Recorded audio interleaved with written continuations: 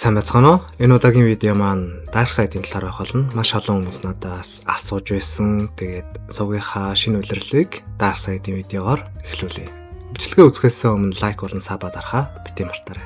За, шууд Dark Side-ийн анхны комик болон origin story-г яриад явсан дээрх. Анхны гарсан комик нь 1970 онд Superman's Paul Jimmy Olsen дугаар 134 дээр танилцуулагдчихсан байдаг. Бүтээгч нь Jack Kirby юм. Origin story-г яриг гэвэл Dark Side бол Apocalypse гаргийн харгас хаан болон бурхан гэж явна. Тэр Anti-Life Equation-ыг хайж байгаагаар кино болон комик дээр дүрслэгддэг. Anti-Life Equation бол бүх амьд оюун ухааныг хянаж хүний хүсэл сэтгэлгээг эрхжүүлэх устгах маш их хүчтэй космик хүчим. Түүний зорилго нь зөвхөн галактикийг эзэгнэх биш, бүх амьд оршихуйг дарангуулахд оршдог. Dark Side-ийн нэрийг анхан Uxas гэдэг байсан. Yuga Khan болон Hegra хоёрын удаа хүү. Story-ийн гэх юм бол Dark Side нь ах Drax-ыг хөнөөж ахынхаа хайж байсан Omega effect-ийг олоод өөртөө авдаг. Ингэснээр Dark Side гэдэг нэртэй бурхан бий болдог. Ерөнхийдөө 1970 оноос хойш Dark Side-ийн дүрийн хөгжүүлэлт явсаар сүүлдээ зүгээр ч нэг бурхан бос, бүр дээд зэргийн бурхан болж өөрчлөгдсөн байдаг. Хамгийн энгийн жишээ нь бол бидний харж байгаа үзэж байсан Dark Side бол жинхэнэ Dark Side биш, зүгээр л нэг аватар, нэг биеийн хэсэг гэсэн үг. Жинхэнэ Dark Side хаана байдаг гэвэл за би нэг жишээ аваад хэлье. Multiverse-ийн нэг том хэмжээшгүй савн дотор байдаг гэж үзвэл Dark Side тэр савны гадаа нь оршдог. Тэрээр өөрийгөө хэдэн хэсэг хувааж өнгөрсөн, одоо, ирээдүй гэд бүх цаг үед оршдог. Маш хүчрхэг бурхан. Ингээд хэлвэл ерөөхдөө ойлгомжтой байгаа.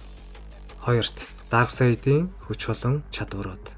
За, ерөөхдөө бие физиологийн хүчний хувьд гэх юм бол Бярны хувьд бол яг Супермен шиг, хурдны хувьд бол бас л Супермен шиг, дэсвэр төвчээрийн хувьд бол өхөшгүй гэж хэлж болно. Бярт инхээ хурдаараа Суперменыг арай гүйцэхгүй байж болох ч гэсэн Суперменыг бодох юм бол илүү дуршлагтай, хамаагүй сайн тулаанч гэж би бодож байна. Харин хамгийн чухал зүйл болох Omega Beam-ийн талаар яриа. Нүднээс нь гардаг энергийн туяа онилсан байгаа дагч устгахаас гадна эдгэх чадвартай. Мөн Dark Side-ийн бас нэг underrated байгаад байдаг зүйл нь түүний оюун ухаан байдаг. Хүмүүс Thanos-ыг ухаантай, Dark Side-ыг илүү зэрлэг шууд дайтдаг гэж боддог. Яг үүндээ Dark Side Justice League-ийнхнийг ялахдаа дандаа төлөвлөгөө зохиож гарцаагүй байдалд иж мад тавьж байгаагаар дандаа харагддаг. Оюун ухааныг эрхмэлдэг болоод ч тэр Justice League-ийнхнаас зөвхөн Batman-ыг л хүндэлдэг. Хэрвээ надаас Dark Side-тэй адилхан хүчтэй дүрүүдийг нэрэл гэж хэлвэл миний хувьд бол яг ойролцоох нэг левлийн дүрийг би DC Universe-ийн Anti-Monitor юм болов гэж бодож байна. Бараг л хантай да. Dark Side-ийн тухай таны мэдгүй баримтууд. За, нэг юмыг тодорхой болгож өгье. Хүмүүс Snyder Cut дээр гарч байгаа Dark Side-ыг амар амархан ялагдчихлаа. Ares, Zeus нарыг ялсангүй. Ийм Dark Side яаж Thanos-ыг дийлэхтэй ч гэдэг юм уу, тиймэрхүү юмуд их ярьж байлаа. За, тэр Zeus болон Ares-тэй тулалдаж байгаа Dark Side бол яг үүндээ Dark Side-ийн Omega effect авахаас өмнөх залуу хувилбар буюу Uxas байсан юм. Энийг нь мэдхүүл ерөнхийдөө маш амархан. Яг гэвэл эртний бурхттай тулалдаж байгаа Dark Side-ийн нүдийг харах юм бол ямар ч гэрэлтсэн юм байхгүй, зүгээр л энгийн нүдтэй байгаа. Харин Cyborg-ийн зөвнөл харагдаж байгаа Dark Side болон Justice League-ийнхэнтэй тулгарч байгаа Dark Side-ийн нүдийг хараад ажиглах юм бол илүү гэрэлтсэн, арай өөр байгаа. Нэгэнт Snyder Cut дээрх фактыг яриад ихснийх. Snyder Cut-ийн эртний бурхттай тулалдаг хэсэг дээр Green Lantern-ыг алсны дараа бүгж нь Dark Side-ийн нүүрний урд жоох эргэлтэд нисээд явдаг. Dark Side бүгжийг авах гэж гараа сунгаж байгаа хэсэг нь юуг санагдуулсан бэ гэхээр комик дээр Dark Side ногоон дэндүүний бүгжийг нэг удаа эзэмшдэг. Харин удалгүй Dark Side энэ бүгж өөрт нь нэг хэрэггүй юм байна гэдгийг ойлгонгуудаа зүгээр хайчдаг. Оронд нь Dark Side Green Lantern-ы төв цэнгийн цөмийг бүхэлдэн сороод бүх Green Lantern-уудыг удирдаад өөрийн харгислал нь эхэлж байгаагаар уг комик дээр ерөнхийдөө гардаг. Миний хувьд талигаач DC EU-гийн хамгийн харамсалтай зүйл нь би Dark Side болон Superman-ийн тулааныг үзэж чадаагүйдээ маш их харамсдаг. Тэр хоёр хэрвээ тулалдсан бол юу болох байсан бол гэж бүр ингээд толгоон дотор төсөөлөгдөд болдоггүй. Man of Steel-ийн тулааны хэв маягийг бодоод ч юм уу энэ тулаан үнэхээр галзуу болох байсан баг. Тэгээ харамсалтай нь бидэнд тийм зүйл үзэх хувь байсангүй.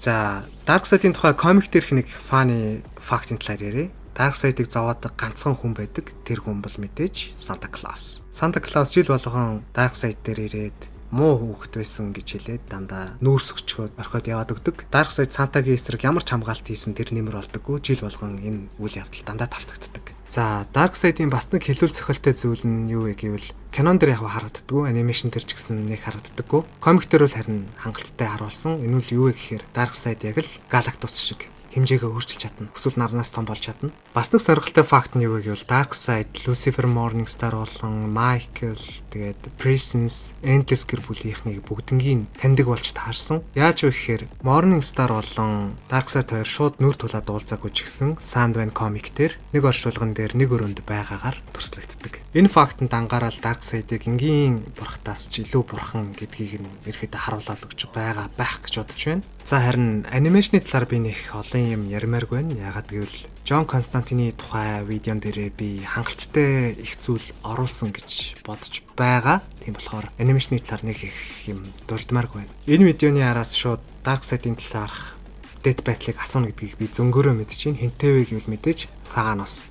Хариултыг нь одоо шууд өгье. Миний бодлоор Darkseid асуудалгүй дийлнэ гэж бодож байна. Ягаад гэвэл Darkseid хамаагүй илүү хүчирхэг, хамаагүй илүү хурдтай, хамаагүй илүү өгөөгдөлттэй.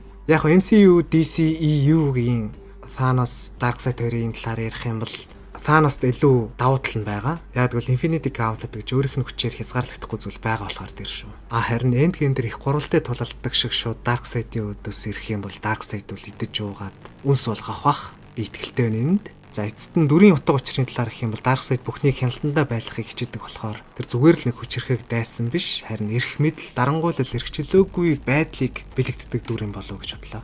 За миний бэлдсэн видео энэ хүрээд өндөрлөж байна. Ямар ч тач ойр ойрхон видео оруулахыг хичээнэ.